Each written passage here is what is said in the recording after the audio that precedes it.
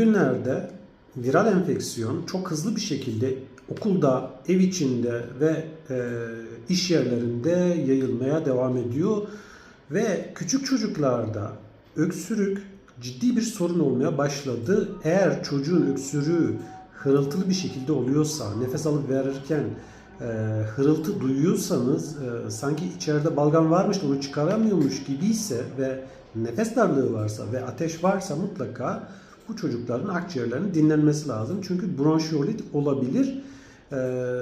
Dinlendikten sonra hangi ilaçları kullanacağına karar vermek gerekiyor.